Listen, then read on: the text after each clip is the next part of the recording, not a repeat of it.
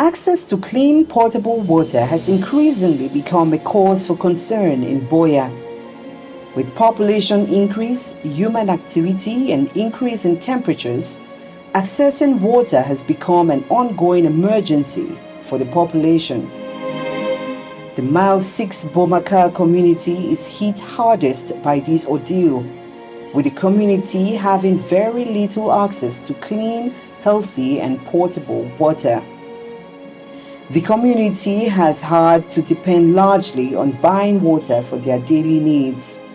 Water, like I said, is a very scarce resource in this environment. Very, very scarce resource in this.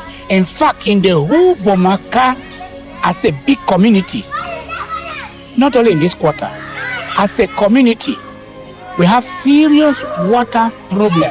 In fact, there are 9 quarters in this community. There is no quarter that has water, potable water. There is none. And so you can now understand that in this community, if we have about 5 schools, you understand what they go through. And you look at the population, a population of over 3,000-4,000 people.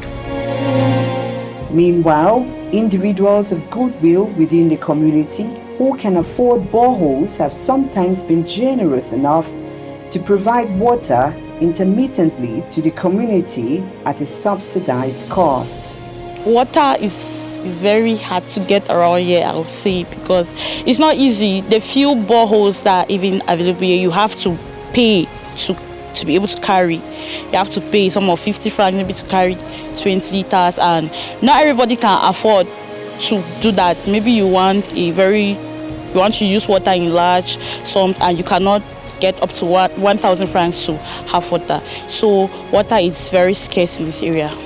The cost and burden of buying water to cater for the daily needs of families within the community has become so high that they largely depend on a narrow running stream for daily water supplies. You see the stream is flowing and flowing and flowing, but there is also something. Water here is actually not having the best quality, because I, for one, have suffered a lot of water problems, dysentery, all those type of things. Yes. So at least if other sources of water and other programs that could lead to amelioration of the water quality could be set forward, it would do a very good thing. It will bring forth very good help to this community. Waterborne diseases continue to be on the rise, and the lone private clinic, Samto Medical Services, managed by Dr. Dokita Mokube, does not have the capacity to take care of the increasing number of sick people. The center is also facing challenges in accessing water to run its treatment activities.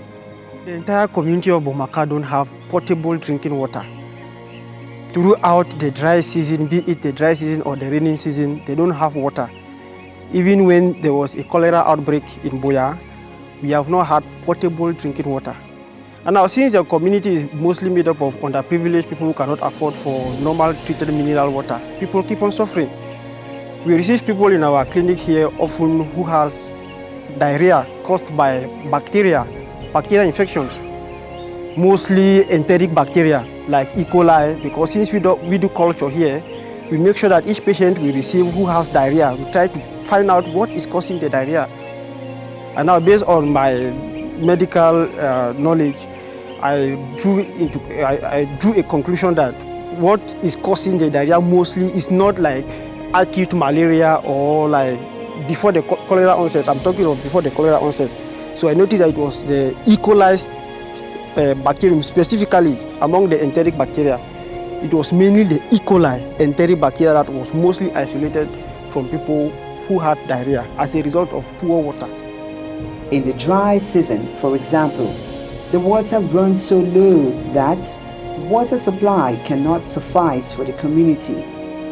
The stream runs by septic latrine, with medical experts warning of sewage seeping into the water, posing dire health challenges to the community. When you people move around, you are going to see into it that the water people are carrying, there are houses around, soccerways that are poorly constructed, and then the sewage is infiltrating, contaminating the water. We don't have even one borehole in Bomaka that people can fetch water. Neither do we have even a tank that they can fill water that can be treated for people to drink. So that is one of the main health challenges that we are facing down here in Bomaka, that if someone could help us find. The government water supply agency has not been able to provide a lasting solution to the acute water crisis in the area. So most of the time, it is individuals, humanists, individuals who can decide to say, all right, I'm building my house, I have a borehole, let me help the population, and sometimes they will put a tap outside, like what you see down there. That is somebody who has constructed a house and then constructed a borehole. Like in front of my house there is a borehole equally there. People come there and then fetch water. People fetch water down there. People fetch water. And so when we have these people coming here, it helps people. Even this house directly in front of me, it has a borehole. It is only through those boreholes that the community is surviving. The Cameroon British Soldiers and Armed Forces Association, CAMBRIS-AF, a non-profit, non-governmental association of serving and ex-serving members of the British Armed Forces, mainly of Cameroonian heritage, are poised on increasing access of the Mile 16 Bomaka community to clean potable water. They have donated a borehole to the community. CAMBRIS, it's a non-governmental, non-apolitical organization, and one of our main goals is giving back to the community. So when we came together, it was to help one another in times of need. And then later on we realized, well, we can help each other, but we can go a mile further by helping the community. I think if you listen to our president earlier on, he mentioned about waterborne diseases, and it's very common in most areas in Cameroon or in Africa where you struggle with getting good drinking water, and children end up drinking water maybe from river sources. I drank such waters as well. So you're going to find out if you've provided a good source of water, it's going to save children the journey from traveling a few miles sometimes to get water, which is going to eventually make them late for school, or the water is not going to be of good source. It's going to make them sick, ill, and then they're going to miss classes. It's been difficult, but like seeing what we've achieved today, I think everyone will be really, really proud of their efforts, from the school to the CAMBRIS members who donated, to those who bought copies of magazines to raise money to achieve this project. Housed at the Zindato Primary School, the borehole water donation is a step towards increasing access to water and at the same time preventing life-threatening health issues endangering the life of the community. They've not only given us the water, they have a kind mind of sharing, which tie with the same mind of almost the same goals of Zindata. Zindata is a school that believes that we can uplift this community through education. You have some children here who are orphans. They come here and they have free education. And bringing the water here and allowing the community to equally share from it is one of the goals of the area. I'm happy that when we want to clean the school on Friday, we'll no more be stressing to go to Mr. Peter. We just have our tap in our school, and I'm very, very happy. I feel very good as water is in my school.